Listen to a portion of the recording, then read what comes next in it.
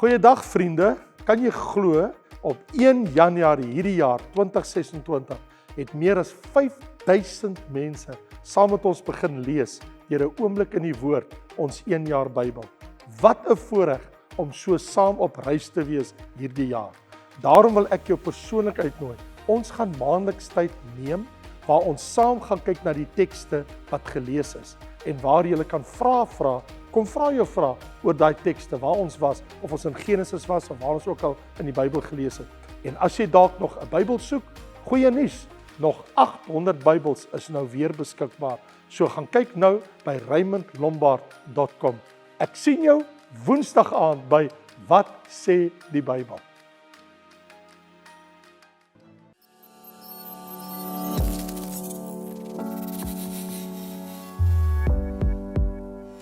So vriende, ons is nou in die laaste deel van Klaagliedere, hoofstuk 4. En nou sê ek vir my vrou vanaand daar by die huis, ek sê jong, hoofstuk 5 is al wat oorbly, wat ons nog kan klaag. En ek kan dit miskien in 2 boodskappe bring, of kan net een wees. Ek sê van my, ek voel ek is nou aan die einde van Klaagliedere. En eintlik, vir die van julle wat nou nuut is, wat nie weet nie, dat het baie te doen met liedere wat Israel, dis eintlik begrafnisliedere wat Israel gesing het oor Jerusalem, wat begrawe is onder die puin. En die mense wat soos dooie zombies daar rond geloop het, verskriklike ding wat gebeur het. En Jeremia, hy's daar, en hy beklaag. Daniel, goddank, hy sien dit nie, hy hoor net daarvan, in die paleis van koning Nebukadneser. Jesegiel, hy weet van sekere dinge, maar hy's daar by die Kebar rivier, by die ballinge, ook maar daar in Babylon, in Chaldea. Maar Jeremia, hy sien dit alles, want hy is daar buitekant die mure van Jerusalem, en hy sien die verwoesting, Juda wat tot niet is, en dat het hom verskriklik aangegryp. Nou lees ek hier in die laaste gedeelte, want onthou, ons het al gevorder tot by Klaagliedere 4 vers 11, né? So ons gaan nou aan van vers 12 tot en met vers 22. Hulle het dit nie geglo nie, die konings van die aarde, en al die inwoners van die wêreld. Nou wat het hulle nie geglo nie? Dat 'n teestander of 'n vyand in die poorte van Jerusalem sou kom. Hulle het gedink is onmoontlik. Sal nooit gebeur nie. Dit was oor die sondes van haar profete. Die ongeregtighede van haar priesters, wat daar binne in die bloed van die regverdiges vergiet het. Dis die rede. Blind het hulle deur die strate gewaggel met bloed bevlek, sodat 'n mens hulle klere nie kon aanraak nie. Staan op sy, onrein, het die mense hulle toegeroep. Staan op sy, moenie aanraak. Dis ons wat gebeur het met 'n melaatse, né? Hulle moes dit doen, né? Jy mag glad nie by 'n melaatse gekom het nie. As hulle vlug, ja, hulle waggel, is onder die heidene gesê, hulle mag hier nie langer vertoef nie. Die aangesig van die Here het hulle verstrooi. Hy sal hulle verder nie meer met welgevalle aansien nie. Vir die persoon van die priesters het hulle geen agting gehad. Aan die grysaards het hulle geen genade bewys nie. Nog altyd deur smag ons oë te vergeefs na hulp vir ons. Op ons wagpos sien ons met verwagting uit na 'n nasie wat nie sal help nie. Hulle het jag gemaak op ons voetstappe, sodat ons op ons pleine nie kon loop nie. Ons einde het nader gekom, ons dae was vol, ja, ons einde het gekom. Ons vervolgers was vinniger as die arende van die hemel. Op die berge het hulle ons ewig agtervolg. In die woestyn het hulle ons voorgelê. Die asem van ons neus, die gesalfde van die Here, is in hulle kuile gevang Hy onder wie se skaduwees ons gedink het om te lewe onder die nasies. Verbly en verheug jou dogter van Edom, wat in die land is woon. Ook na jou sal die beker kom. Jy sal dronk word en jouself ontbloot. Jou straf het sy einde bereik, dogter van Sion. Hy sal jou nie weer in ballingskap laat wegvoer nie. Hy besoek jou ongeregtigheid, dogter van Edom. Hy openbaar jou sondes.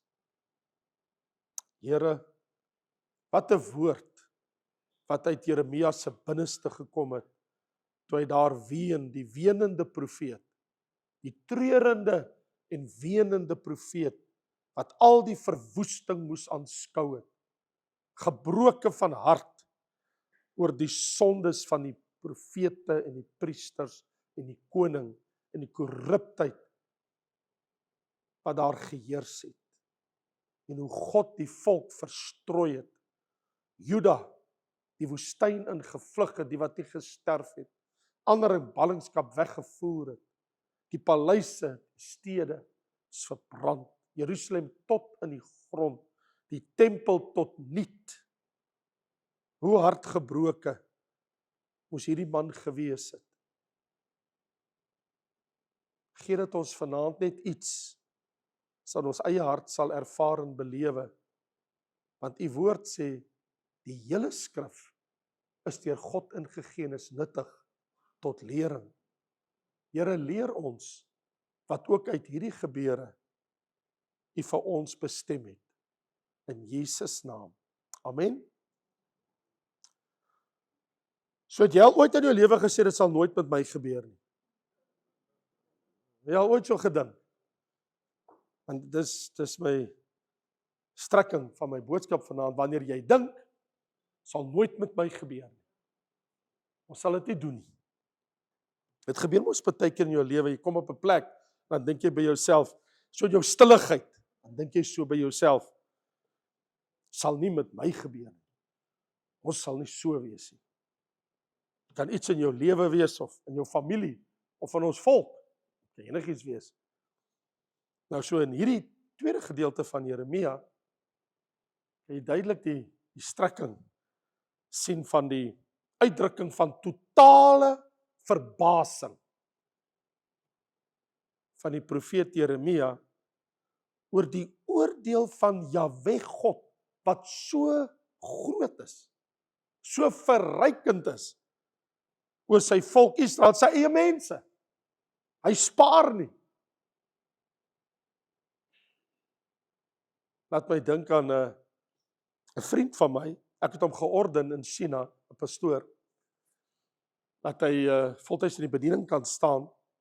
Hy was in die tronk, omdat hy gewaag het om te preek, gooi hom in die tronk. Hy was 8 jaar in die tronk. En hy vertel my hoe hom gemartel het. Nou sit ek daar in Beijing, hy was saam met my in Tsinzhou ook. En dan vertel hy my wat hy nou alles gewedervaar het in die tronk.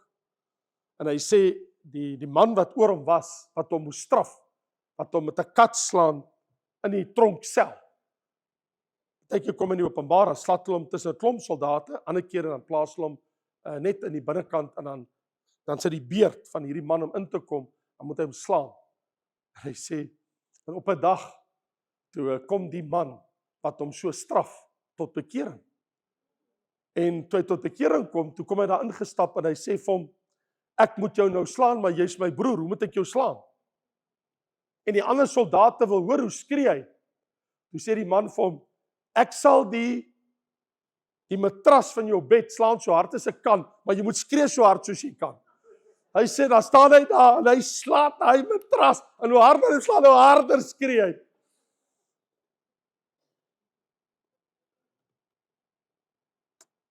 Laat my dink, God slaan die volk al hoe harder, en hy spaar hulle nie. Hy slaan nie iemand anders nie, hy slaan hulle. En dis tog iets wat die Jode nooit geglo het wat hulle sal gebeur nie. Dis die verbasendste ding van alles.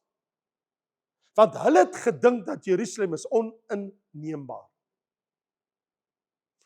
En so wat aangrypend is, vers 12, as jy nou daar kyk, ek bedoel, dis helder, duidelik, jy kan met jou eie oë lees, daar staan, hulle het nie geglo nie. Die mense het nie geglo nie. Wie het nie geglo nie? Die konings van die aarde, wat om hulle is, hulle kon nie glo wat gebeur het nie. Hy sê, die inwoners van die wêreld, almal het gepraat. Die wêreld was aan die brand. Almal het gepraat. Assirië, Egipte, Libië, Kus en Put, Babylon, Klein-Asië, al die stede, al die dorpe, Tyre, Sidon, hulle almal het gepraat. Die Aramees, hulle almal het gepraat oor wat het gebeur.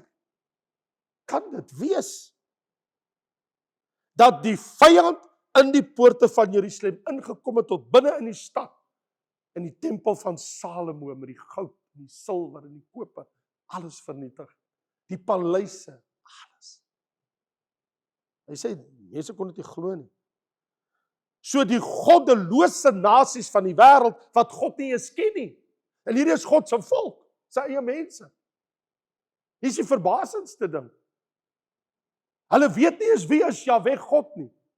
Hulle het hulle gode. Maar die God van Israel, hulle het nie na hom geluister nie. Want hom 'n koue skouer gegee. En hulle was onder die vals indruk. Die Here sal ons bewaar. Hy sal dit nie doen nie. Dis kom jy sal sien met Jeremia, as jy die boek Jeremia lees, dan kom Hananja en van die ander profete, en dan kom hulle met sulke ysterhorings, of hulle kom met sulke houthorings daar aan, en dan wil hulle sê, nee, soos die Here sê, julle sal hulle uitstoot, en hulle sal nooit inkom nie. En Jeremia sê, julle praat nonsens. Dis kom met julle eie hart uit. Die Here gaan julle almal hier uitgooi. Koning op. En die laaste een was koning Sedekia, né? Koning Sedekia is tot vandag toe die laaste sittende koning gewees in Israel, né? Ek sê, hy was die laaste sittende koning van Israel tot vandag toe. As koning Sedekia. Nooit het hulle kon droom dat Jerusalem se vyande sou in die poorte inkom en die plek verwoes nie. Baie verbaas. Geen volk of nasie het gedink dit kan gebeur, want hulle het gedink, hulle is onoorwinnelik. Nou ek sal graag vir meneer Donald Trump, die geagte president van Amerika, wil sê, jy moet versigtig wees met jou grootpratery. Ek bedoel, jy doen baie dinge wat jy doen wat reg is, maar eers bietjie versigtig. Moenie sê dit sal nooit met ons gebeur nie. Want ek het 'n vraag vir meneer Donald Trump. Hoekom speel Amerika nie 'n rol nou binnekort in die eindtyd, wanneer die anti-kris kom nie? Wat gaan van julle word?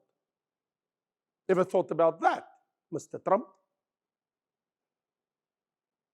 Want jy sien, wat oor Jeremia vir ons hier leer, is nie net wat met Jerusalem gebeur het nie, maar oor hoekom. That's the question. Nee, wat het met hulle gebeur? Ons almal weet wat het gebeur. Dis nie die vraag op die tafel nie. Vraag op die tafel is, hoekom het dit gebeur? Why? Dis die vraag wat 'n mens behoort te vra. En so, die eerste ding wat Jeremia beklemtoon, die ontrouheid van die geestelike leiers het daartoe aanleiding gegee. Dis die antwoord. Antwoord is baie kort en kragtig hierso. Oor vers 13, hier staan dit voor jou oë, oor die sondes van haar profete, valse profete. Die ongeregtigheid van haar priesters, profeet en priester. En natuurlik ook die koning, die gesalfde, vers 20, die asem van ons is, die gesalfde van die Here. Hy praat baie spesifiek van koning Sedekia, want hy het met hom gepraat. Hy het voor koning Sedekia gesit, as jy kyk in die boek Jeremia, en hy het hom 'n koue skouer gegee.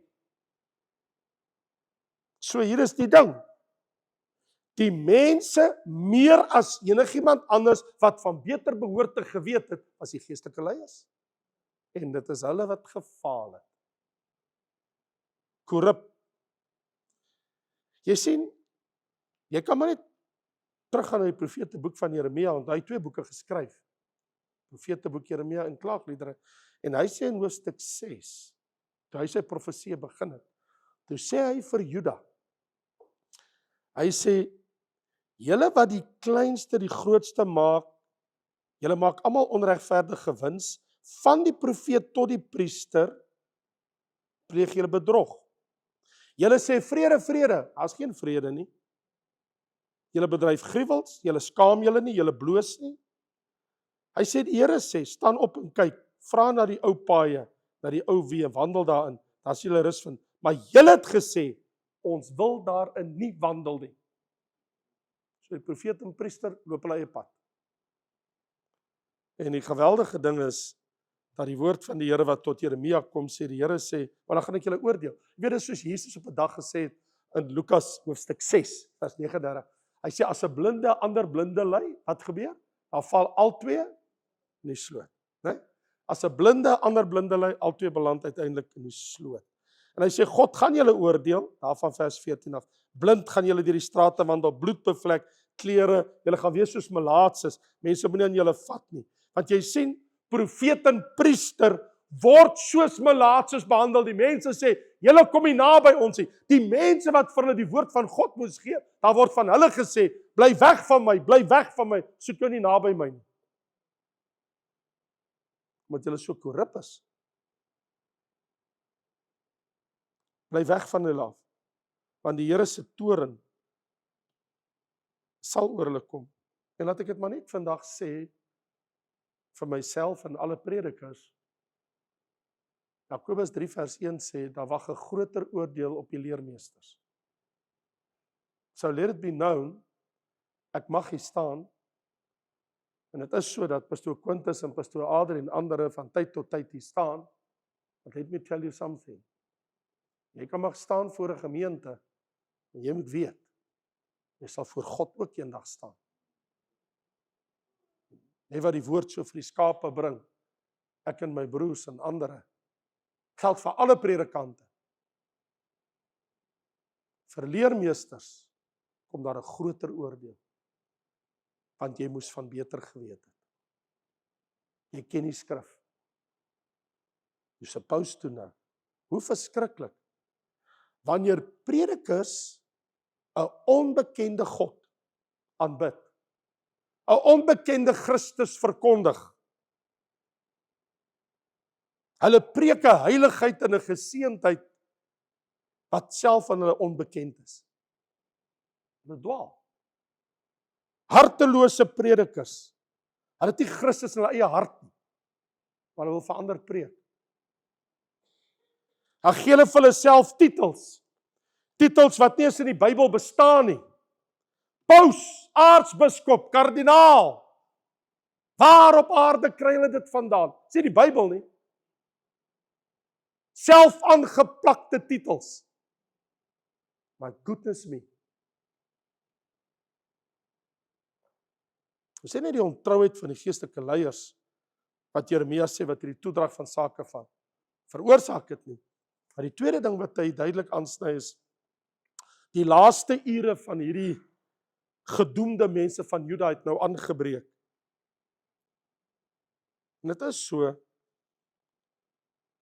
want jy sien, ek het gesien, as ek deur die skrif lees, wat het gebeur? Wat het met koning Sedekia gebeur? Ken jy daai stukkie geskiedenis? Het jy dit gelees al? Hier wat het gebeur?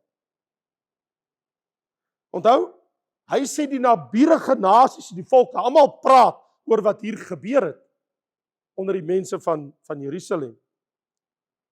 En hy sê, die ander nasies, hulle het ons nie kom help nie. In vers 17, hy sê, ons het met verwagting uitgekyk, sal iemand ons kom help? Hy sê, maar niemand het kom help. Jy onthou, Egipte het al baie beloof om te help, maar Egipte het hulle nooit gehelp nie. Dit is amper soos wat nou die dag gebeur het in Iran, paar maande terug, toe president Donald Trump seker maak dat hulle met hulle bombers die kernaanlegte uithaal in Iran. Toe het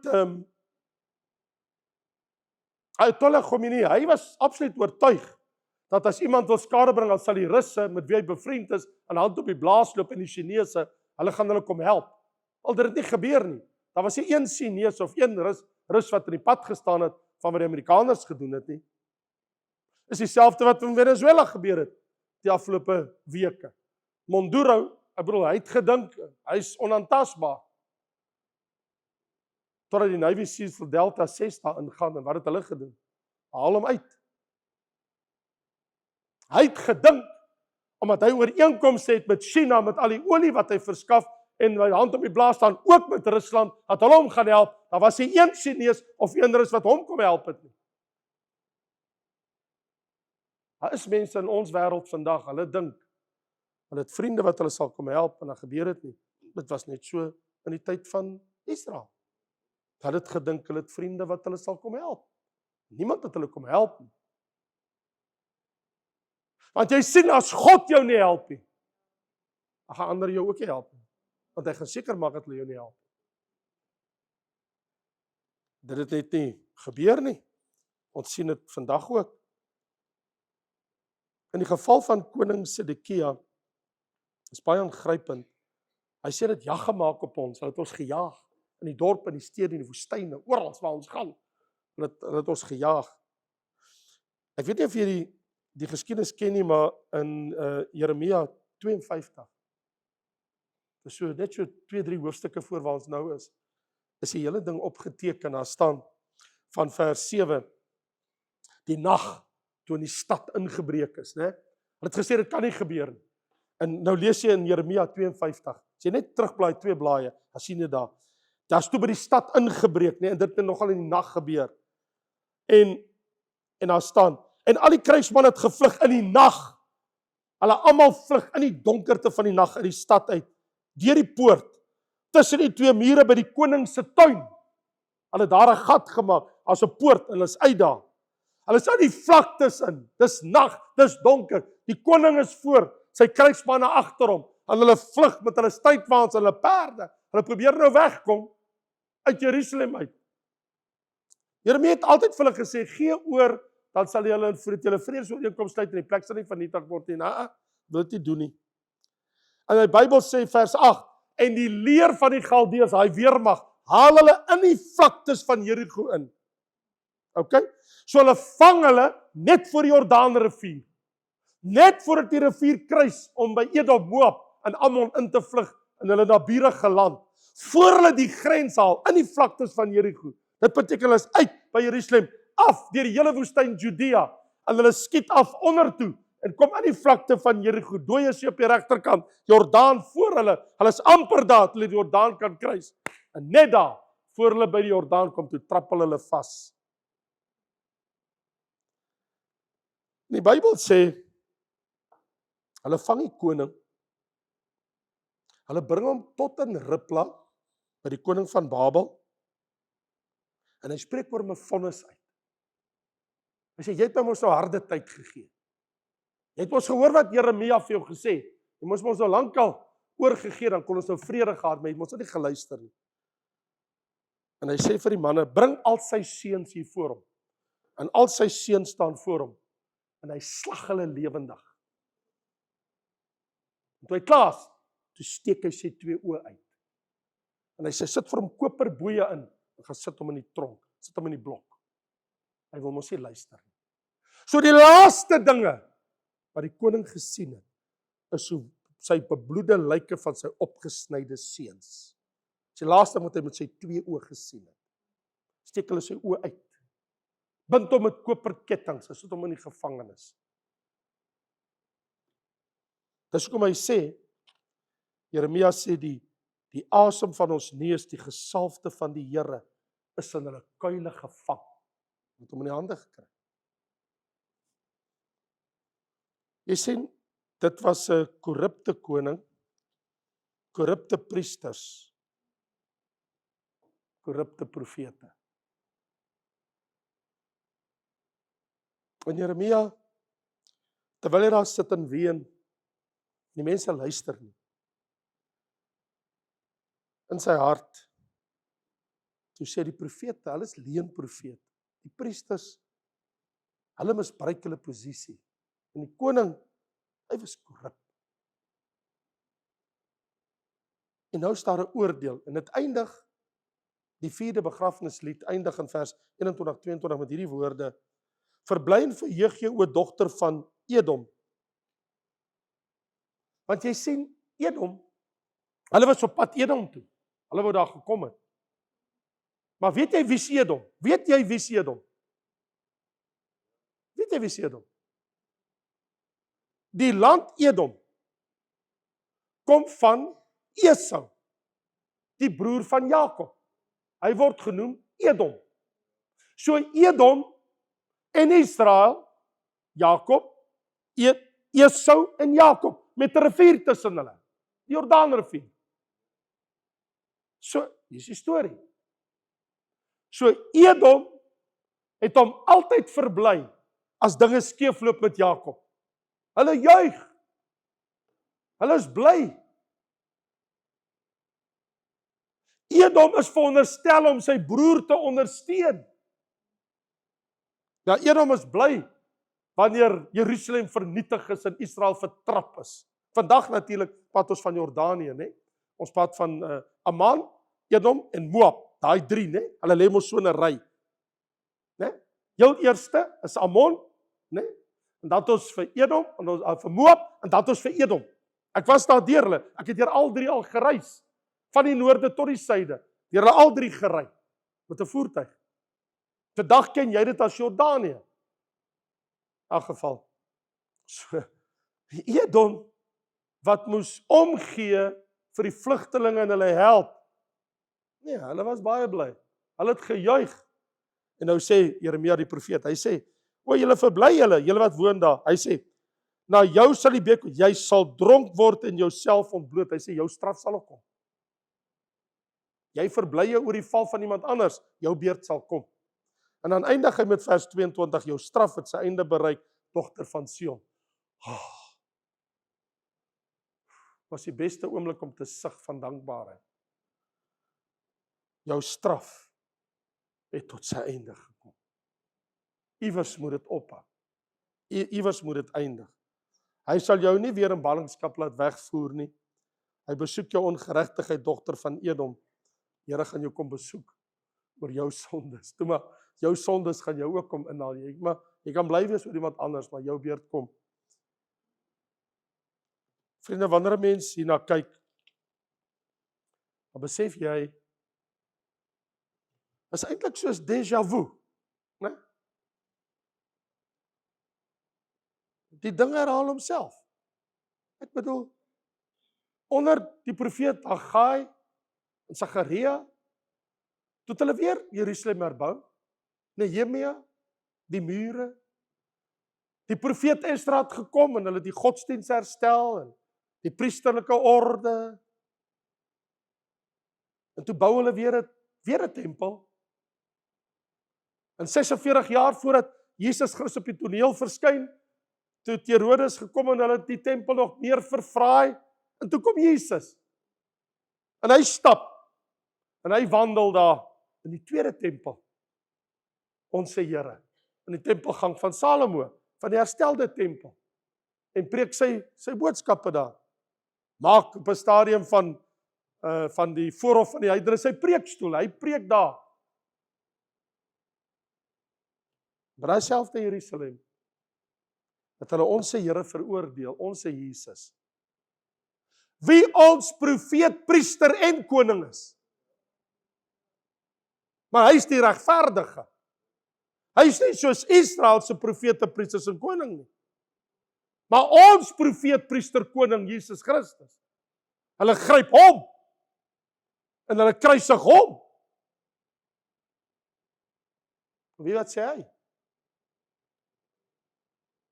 Julle kinders gaan verpletter word. Julle vroue sal weggevoer word. En hierdie tempel sal vernietig word. En 40 jaar later, in 70 na Christus, toe gebeur dit weer, kom die Romeine, verwoes die tempel, tot vandag toe. To this day. Die Here het hom ontferm oor hulle. Nee. Hulle het eers vir nog 2000 jaar amper in ballingskap geleef. Hierdie keer nie 70 jaar nie, 2000 bykans. Nou ja, nee, ek weet wat gaan aan. In 1948 is hulle terug in hulle land, en tot vandag toe weer 7 miljoen. Hulle is daar, maar is ongelowig. Déjà vu. Hoor wat kom. Hulle gaan nou binnekort weer 'n tempel bou. In hulle godsdienstigheid. Weet wat gaan gebeur? Let me tell you. Die antichrist gaan in hy tempel kom sit en voorgee dat hy God is. En hy gaan die helfte van die stad in ballingskap wegvoer, so staan dit. In Daniël, in Openbaring, in die woord van die Here. Dit is soos déjà vu. Die dinge herhaal uit. Ons het dit al voorheen gehoor en gesien, dan gebeur dit alweer. Sal hulle ooit leer, die Jode? Sal hulle ooit leer? Die Here sê, julle is 'n hardnekkige rebelse volk wat julle nek styf maak.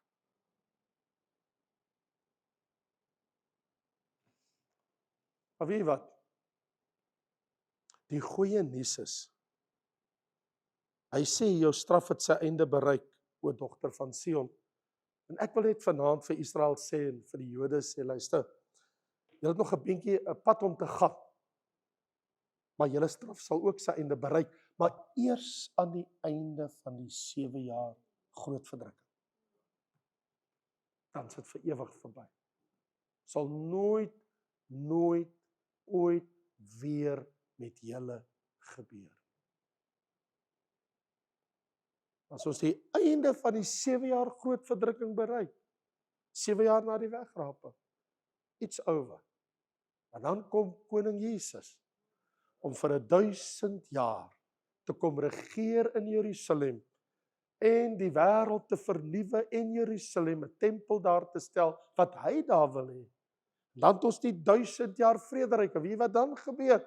Kom maar 'n nuwe hemel en 'n nuwe aarde, met die nuwe Jerusalem, wat uit die hemel uit neerdal.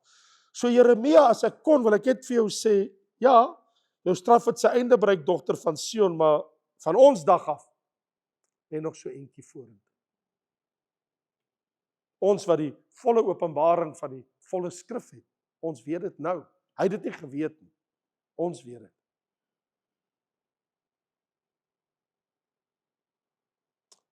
So, hoekom moet ek dit vir jou vertel? Omdat ek vanaand wil sluit met een stelling. Wat ons vandag in lewe, ek en jy, in hierdie wêreld, op hierdie tydstip 2026, in ons dag, ons lewe in 'n geruïneerde wêreld, 'n stikkende wêreld, 'n wêreld sonder God, wat net die kerk van Christus 'n klein deel uitmaak van 'n ganse wêreld.